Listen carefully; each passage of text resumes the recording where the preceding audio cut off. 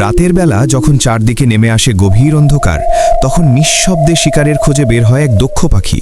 সেটি হলো পেঁচা। পৃথিবীর অনেক সংস্কৃতিতে পেঁচাকে রহস্যময় পাখি হিসেবে দেখা হয়, কিন্তু বাস্তবে এই পাখি প্রকৃতির সবচেয়ে দক্ষ রাতের শিকারীদের মধ্যে একটি। পেঁচা মূলত স্ট্রিগিফর্মিস নামে পরিচিত একদল পাখির সদস্য। বিশ্বে প্রায় 200-এর বেশি প্রজাতির পেঁচা পাওয়া যায়। পেঁচার সবচেয়ে আশ্চর্য বৈশিষ্ট্য হলো তার চোখ।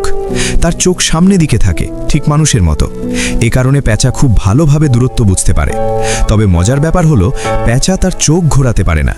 এই সীমাবদ্ধতা পূরণ করতে তার রয়েছে আরেকটি অসাধারণ ক্ষমতা।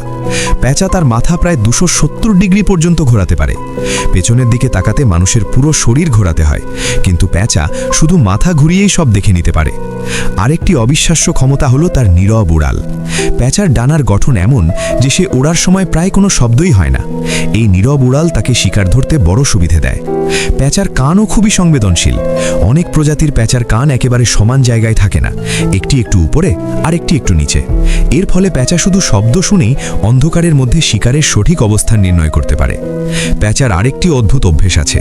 শিকার খাওয়ার কয়েক ঘন্টা পরে পেঁচা তার শরীর থেকে একটি ছোট বলের মতো বস্তু বের করে। এই বস্তুটিকে বলা হয় পেলেট।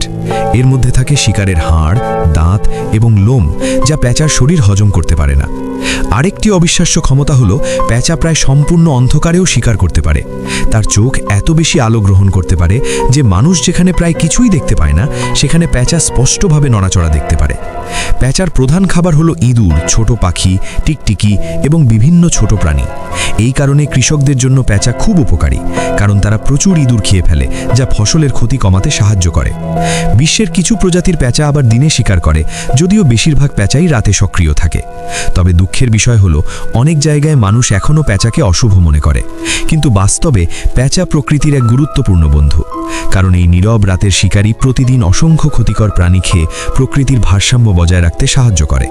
তাই আমাদের উচিত এই রহস্যময় পাখিটিকে ভয় না পেয়ে বরং তাকে রক্ষা করা, কারণ প্রকৃতির প্রতিটি প্রাণী এই পৃথিবীর জন্য গুরুত্বপূর্ণ।